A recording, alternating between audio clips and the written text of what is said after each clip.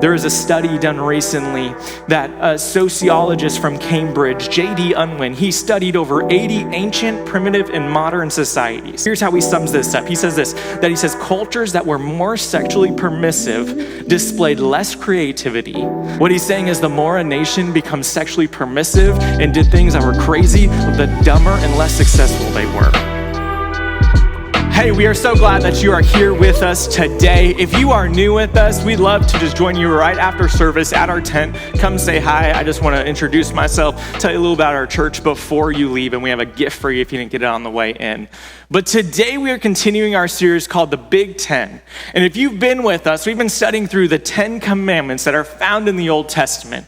And as we've been going through this, we've been kind of picking these apart and systematically diving into them, that on the surface, rules that are so simple that as you get deeper, get more and more complex. Right? Isn't that just like being a parent? You tell your kid one thing and you think it's simple and straightforward, but kids, just like us as adult children, find loopholes to get around those things, thinking we know and we're smarter than we are, just for God to drop the hammer on us and be like, no, you're still wrong. And today we continue down that logic. And today we're going to be picking up in Exodus chapter 20, starting in verse 14. And we're looking at the seventh commandment. The seventh commandment we're going to look today. And it is simple. It is easy. If we're going to sum this up, it is that there should be no idolatry. Exodus 20, looking at verse 14, God says very simply in here, he says, do not commit adultery. 3 words. Straightforward, right to the point, not much gray area. He just says, do not commit adultery. Last week we had 3 words, right? Do not murder. I get a 4th word I get to work with today, so that is a big bonus. But commandment number 7, if you were to sum this up and just make it really simple, it is is no adultery. It is don't commit this. It continues kind of this trend we've been seeing. And if you've been with us, the first 4 commandments all dealt with our relationship with God. That when we break one of those, it breaks our relationship and it hurts and it suffers. And then the last 6 in these commandments deal with our relationships with other people.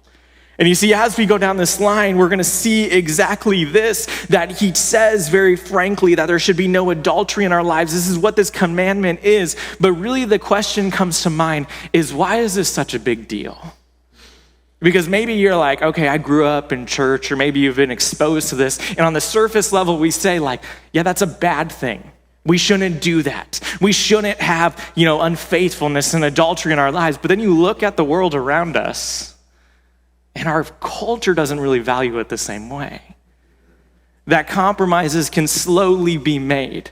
That you're like, okay, I understand that, but what about this situation? You don't know the person I was yoked to and married to. You don't know this situation. You don't know how hard it is for me to find a guy in this world. That's what women can say today. And it's probably true, because most of them are morons, okay? Myself included. I'm just a higher echelon of moron, and then I get a little bit above. But it's like, you just don't understand. It's just so hard nowadays. Why is it such a big deal? It seems like something that we held on to long ago, but now it's just not as much. Well, here is the big deal about adultery. We're going to kind of see and talk and break down a little bit more today, is why do we have to be so diligent in keeping this command? It is this, that adultery destroys marriages and breaks apart families. You hear that? It destroys marriages and it breaks apart families. 2 weeks ago, we talked about commandment number 5, which was to honor your father and mother. And we broke that up as there should be honor, we should have honorable parents, and we should have respectful children. And no matter where you are on the spectrum, you are one or both of those things in that relationship. And one of the things we saw as we looked at stats and we kind of weighed things is that the strength of a nation is directly tied to the strength of its families. That as the family unit begins to break apart, that countries in general begin to break apart. And what we're going to see today is this is kind of what's behind the breaking apart of families.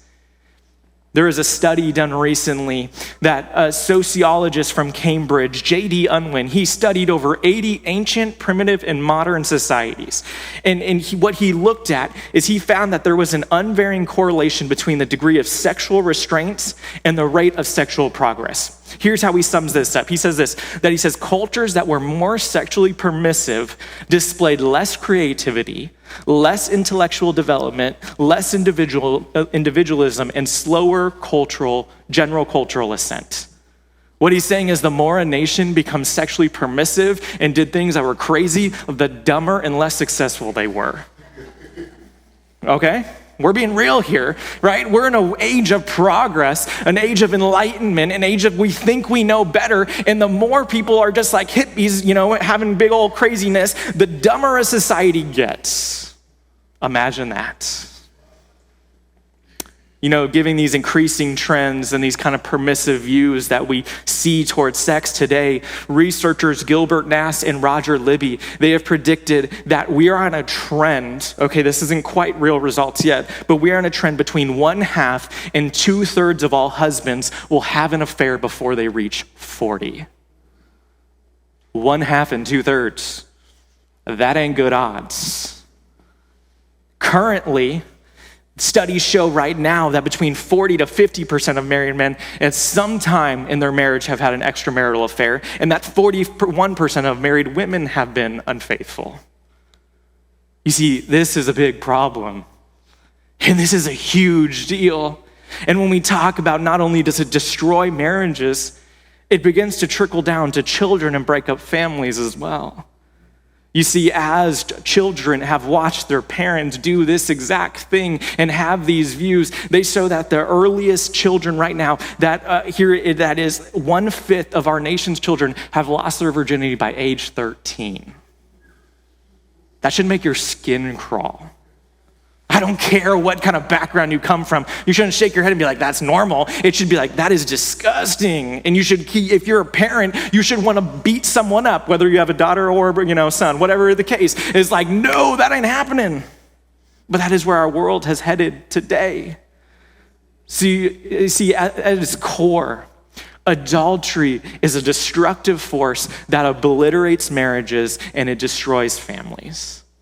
So here's what we need to do is we're going to ask some questions about this today, and we're going to start to kind of pick this apart and talk about what do we do about this issue. And I think the first question we need to ask and frame this from a biblical point of view is, what is it? What is adultery at its core? If you have your Bibles, go ahead and flip to Matthew chapter 5. And we're going to be in Matthew chapter 5, and we're going to be at verse 27. And in this section, Jesus, what he is going to do here is he gives commentary on the seventh commandment.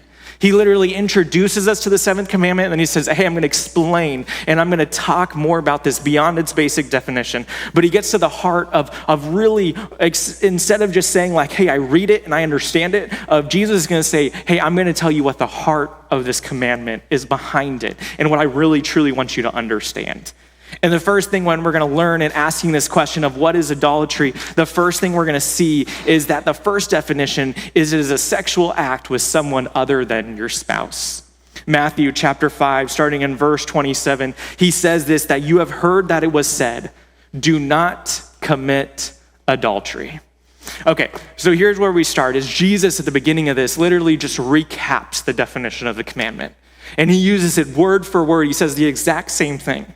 Now, if you go and go back and you start picking apart the Hebrew that this was originally written in, the word adultery in that language of how we have translated, what the kind of a fuller translation would be, is it would be sexual intercourse with someone other than your spouse. Okay? Bill Clinton would like that definition. I know that's a throwback. I'm sorry. I couldn't resist. But when read in the course of Old Testament, it would expand a little bit, because this word was used over and over in the Old Testament, and it was actually used about Israel towards God. And what it would mean, it was being unfaithfulness is how they would read it. So what they were saying over and over again in the Old Testament, the prophets would preach this, is God would tell Israel this, is he's saying, you have cheated on me as your God. That we were supposed to have this relationship that no one else had, that I was your only God, your sole God. Instead, you have gone and you have kind of had relationships and you have whored yourself out to other nations and other gods that were wrong for you, and it has hurt you in a process. They were unfaithful to God. And you see, it continues, though, is that this commandment was also used, it kind of transformed, it was used to be any sort of sexual immorality or unfaithfulness with someone who is not your spouse. So this is kind of how it would define, and Bill Clinton wouldn't like that definition, right? Like any sexual relationship. And that's how the Jews started using it in the Old Testament as they see like, okay, we have cheated on God. And then God kind of says like, no, you don't have this type of cheating or unfaithfulness with anyone outside of your marriage. Now, if you're wondering what that means for someone who is not married, this is what it means. It means that any sexual act that you are having outside the confines of a marriage without a person that you are wedded to is adultery. Meaning you can't have anything unless you're married. That's a biblical definition. And it's quiet in here because maybe if you grew up in church, you're like shaking your head like, yeah, that makes sense. But then you look around our culture and be like, our culture does not believe that. And frankly, our churches do not believe that in how we practice. There's been this leniency, this idea that I know it's a problem. I know it's an issue, but rent's expensive, so I gotta live with my girlfriend. No, bro, get a second job and be a man, right?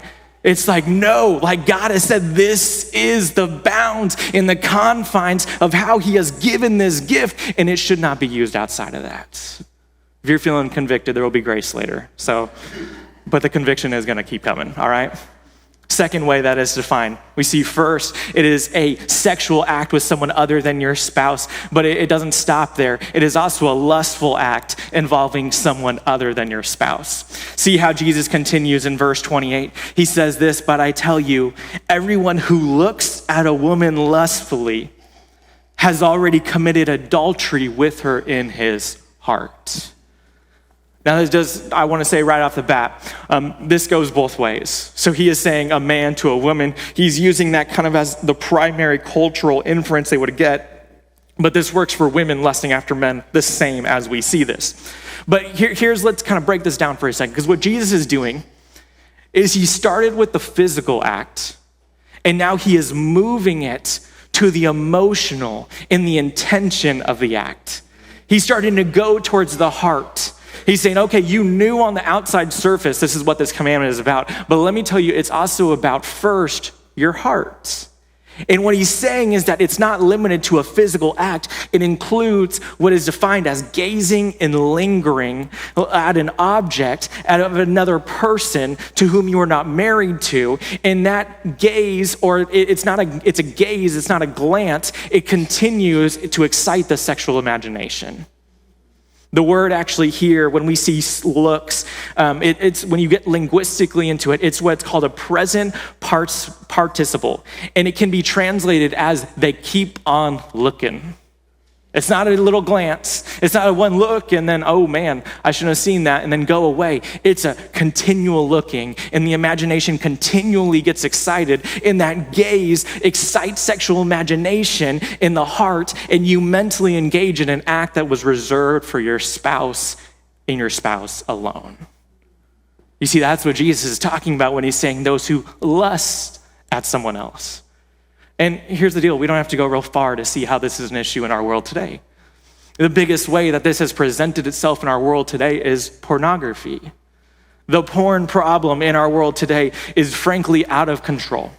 I don't have enough time to kind of fully dissect this. I'm going to give a few stats in a second, but one of the greatest resources out there, if you want to learn more about this and kind of ways to counter this and what's being done, is you can go to fightthenewdrug.org, and they are the best kind of like all-inclusive resource of how to deal with this issue and what they're doing in the world. But let me give you a few alarming statistics that'll make your skin crawl a little bit. First, this is that most kids are exposed to porn, the majority of kids at age 13.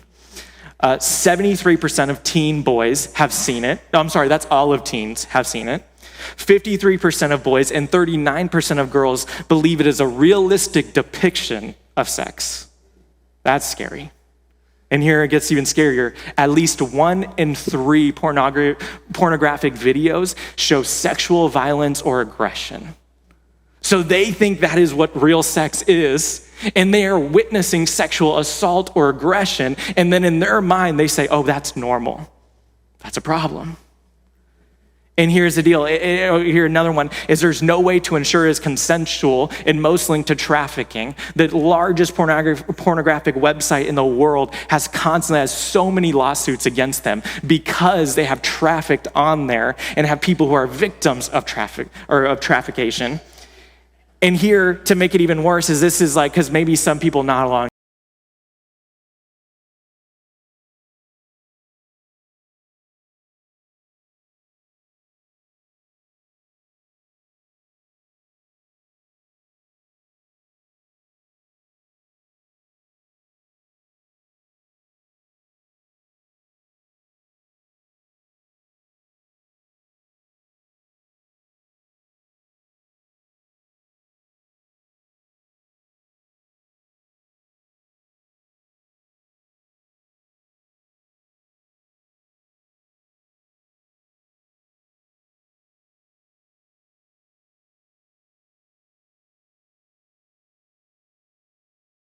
Jesus said this, it was also said, whoever divorces his wife must give her a written notice of divorce. But I tell you, everyone who divorces his wife, except in the case of sexual immorality, causes her to commit adultery. And whoever marries a divorced woman commits adultery. Here's what's kind of happening in this, to kind of understand this in a little bit better context, is ancient Israel had kind of warped around their behavior and their customs around God's law so they could live the lifestyle they want with telling themselves on the surface they were keeping God's commands. And what was happening is when they were bored of their wife, they would divorce her so then they could go marry someone else, and it looked like they weren't marrying multiple people. And actually, Moses had to step in and say, you have to give them a divorce certificate so that you could financially still support them and you weren't abandoning them completely. So God had put measures in order to protect women at that time. But Jesus here takes us a step further. And he says there is no such thing as a no-fault divorce. Oh man, does that just blow up our world today? Jesus tells us there's 3 reasons that you can get a divorce that are biblical in God's eyes. Because we said marriage is not something that the state has mandated, that our country has mandated. True marriage is between you and a spouse in the eyes of God. It is a covenant that God has linked you. And he said there's 3 reasons why you would do this. The first reason is you can leave a marriage because of abuse. The Bible talks extensively about that, of not putting yourself in that relationship that has harm. The second reason, Paul talks about if you are married to an unbelieving spouse and they decide to walk away from the marriage, Paul says that is okay. Let them leave because they don't want to be yoked to you. And that's why he talks about don't be yoked to someone who is not. And the third one is what Jesus talks about here is sexual immorality. Gary Grant Osborne actually gives a little more commentary, and he says, why does Jesus give this allowance? And he's saying this, he says that Jesus is saying that in God's eyes, marriage is a lifelong covenant, and it should not be sundered. But when sexual immorality of one kind or another occurs, this breaks the bonds in God's eyes, and the innocent part can remarry. But here's the deal. That's too often not how we live our lives. As soon as we get sick of a person, as soon as we say, I'm fighting, I can't stand this person, we're like, I'm out. If you're not married, that's gonna happen real quick. I guarantee it. Because your spouse is gonna annoy you. Because you're gonna annoy your spouse. And there's gonna be conflict and there's gonna be anger. But Jesus has said when we have this idea of like, hey, we're just not good together, we're gonna break up and then we're gonna go marry other people. Jesus says, if that wasn't done for the right reasons, you are committing adultery. Oh, I told you it was gonna get worse, right? Jesus doesn't make any allowance here. And here's the deal, as you're talking, there's granted, I bet you all of us are falling under one of that category. Maybe there's a couple Boy Scouts in here and you are good, and I praise that, and that should be. But most of the people in this world, or in this room and in this world, have fallen under one of these categories where we have failed miserably. We can read these and say, just as we said last week, where maybe we're not a murderer in the outward act, but in our heart we have murdered as Jesus defined it, and we can say, I am a murderer. Today we can almost say the same thing, is that I am an adulterer. I have sinned against other people. I have sinned against God himself.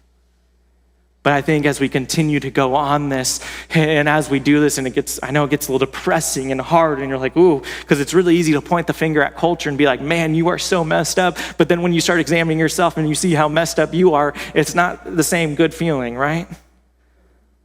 But I think it poses the question we need to ask is, how did we get to this place? How does this happen? How does this happen in the life of a believer or in the life of an unbeliever? How does adultery happen in our world today, and how can it happen in our lives if we are not careful? Well, if you have your Bible, go ahead and flip to Ezekiel chapter 16, verse 49. And this is a really obscure verse, I know, but it's just, we're gonna read one verse that I think just gives a beautiful picture of the destructive nature of adultery and how it can almost like sneak up on us in a way. And here what we're gonna see is we're gonna read this verse real quick, and it says Ezekiel chapter 16, verse 49. We're gonna just take some time breaking this apart real quick. But this is what it says. He says, now this was the iniquity of your sister Sodom. Sodom was a city in the Old Testament that God literally wiped off of the face of the earth. That they were so wrapped up in their sin, they were so scornful and messed up. And most of the time when you hear Sodom, you think of some of the kind of exterior things that people use for fights, like homosexual behavior. We'll talk about that in a second. But Sodom's sins ran much deeper than that. That was one of their many, many, many, many sins. And at the heart of the issue of Sodom is they had just become an uncontrollable, sexually perverse nation. It was like, it made Rome look like Disneyland, right? Maybe that's a bad example now. This is why I write these things down and don't go off the cuff. Okay. But it was a bad place. There was sexual permissiveness running rampant throughout Sodom. And here God gives us a little bit of taste of why they came into that problem. The first thing we see, the first way that we can fall into this, that Sodom did, is that we can be blinded by our pride. Look at verse 49 again. It says, now this was the iniquity of your sister Sodom. She and her daughters had pride. I think there's a whole lot of irony that the Bible literally uses the word pride in describing the first sin of Sodom and what ultimately led to their downfall.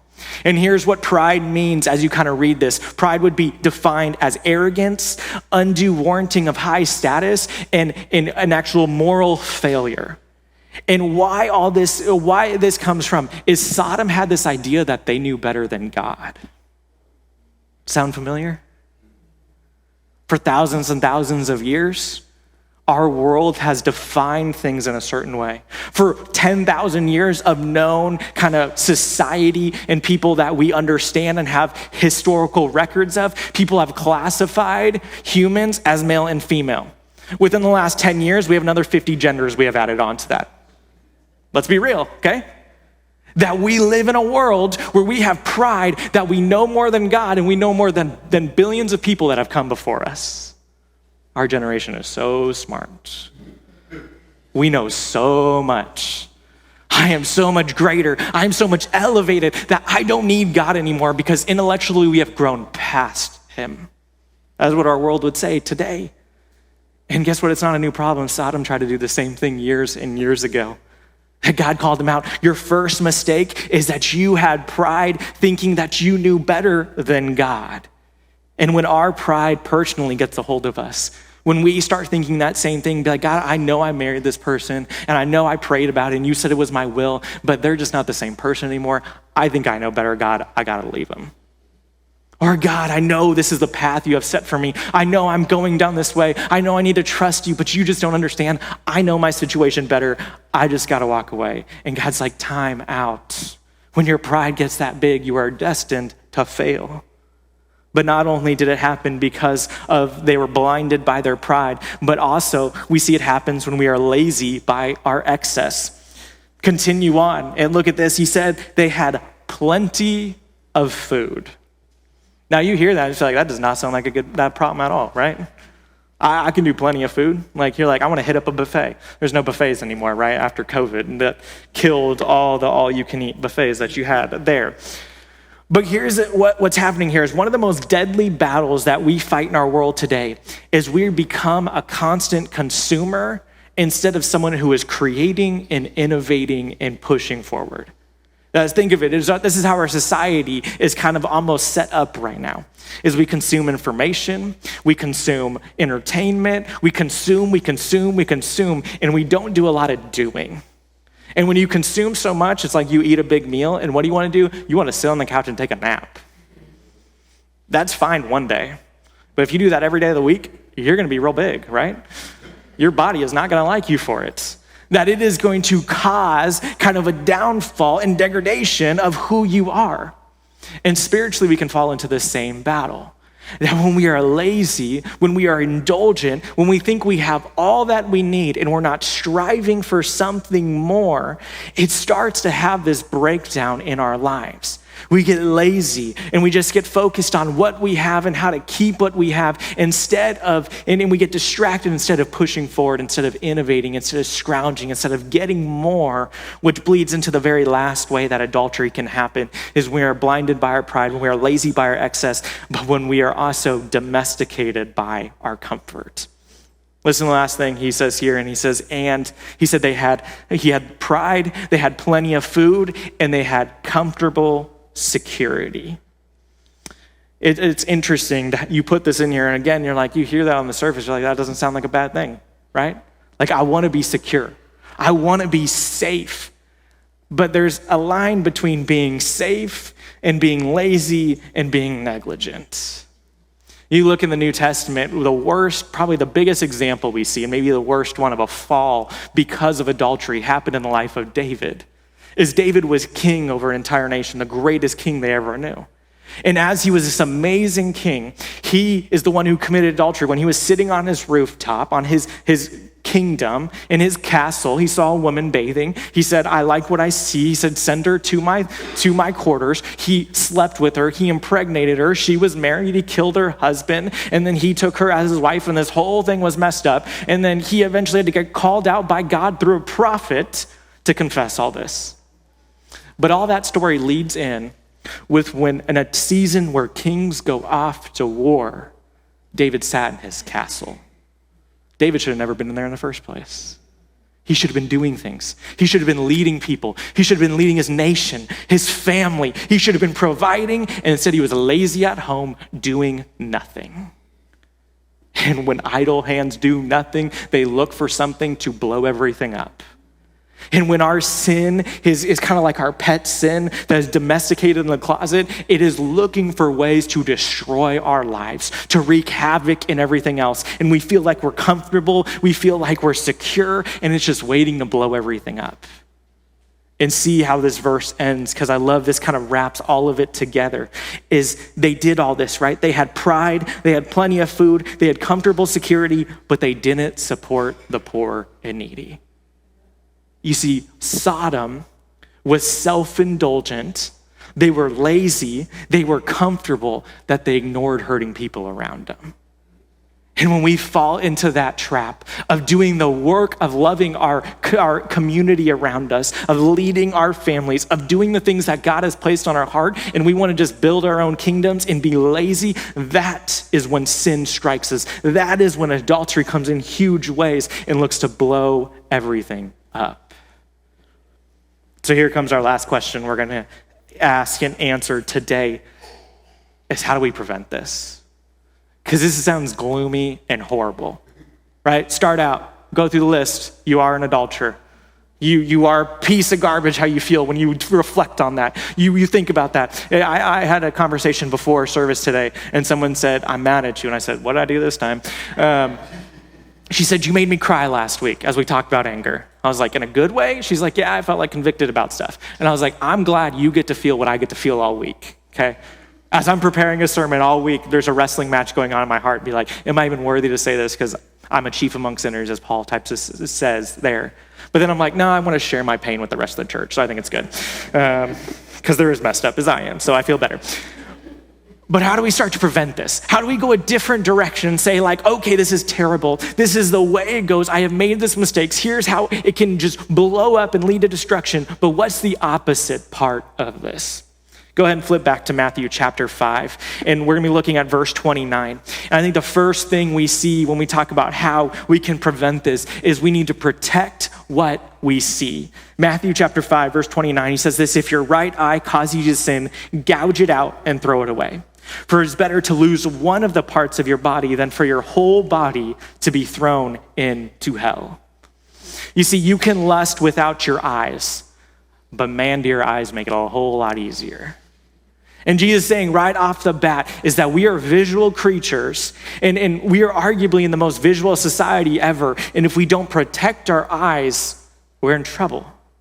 Think about this for a second. There used to be generations of people who could sit by a radio and listen. Like, what? That's how they used to listen to sports if they weren't there. Like, no, man, I can't do that.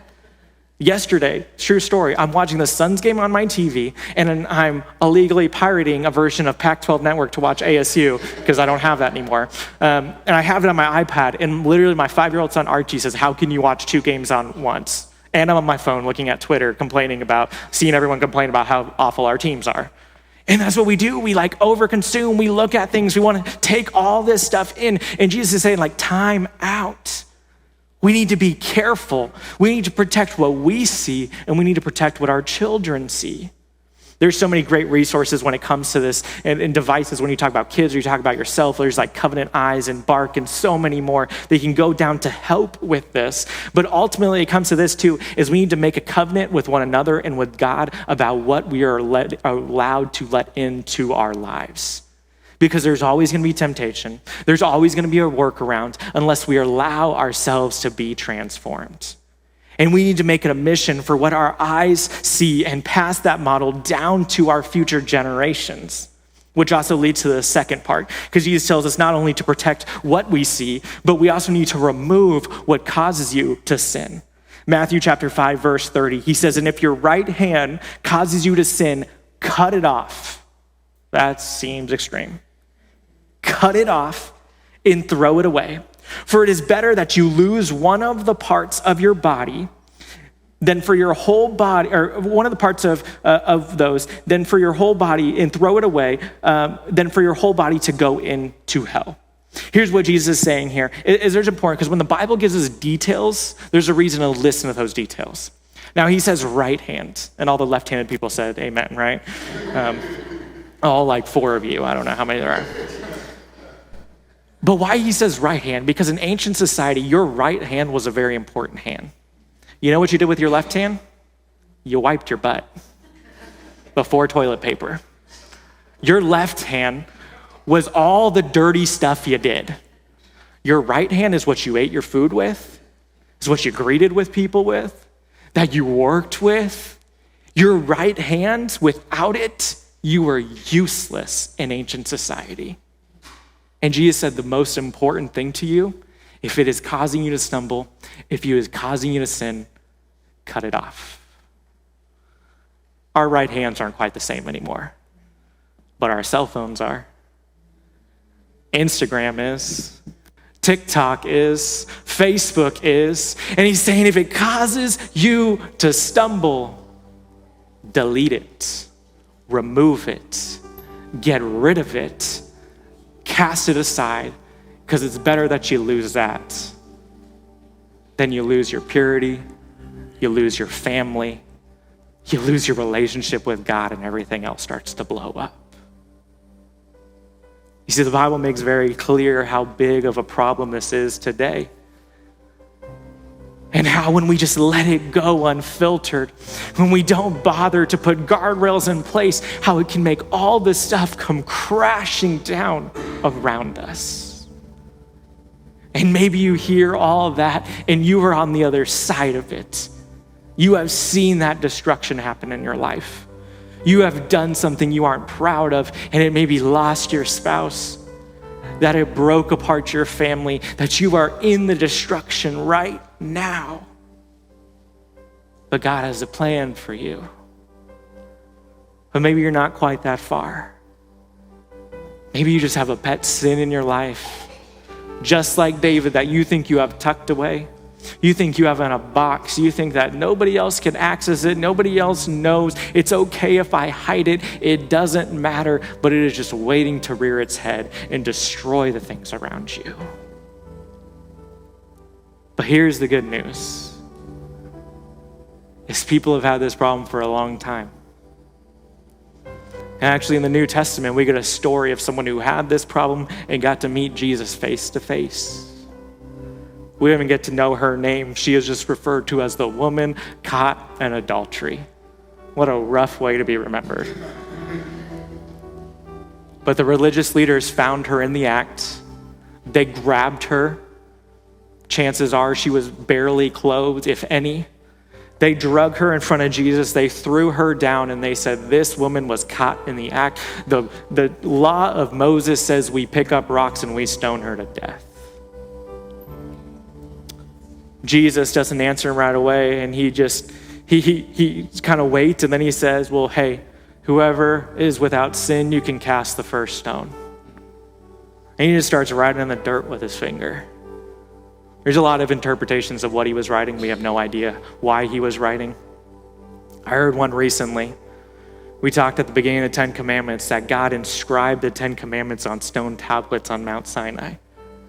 Jesus is scribbling in the dirt. Maybe he's writing out the commandments. He's like, hey, you know how the finger of God wrote the 10 Commandments?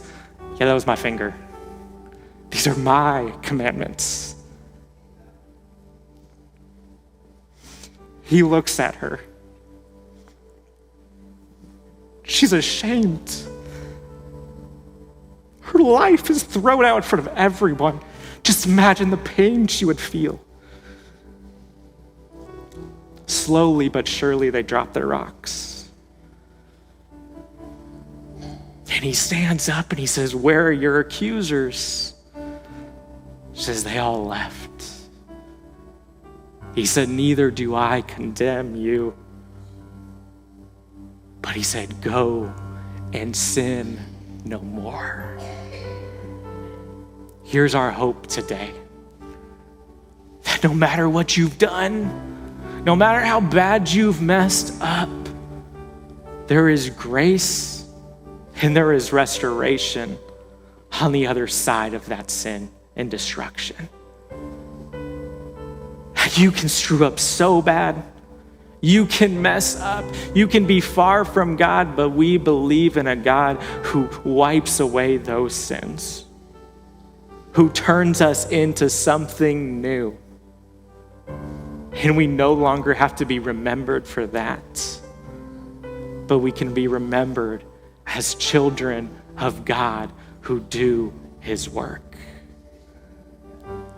Are you ready to embrace that hope this morning? Are you ready not to feel the guilt of your sin? And are you ready to go live a new life in him?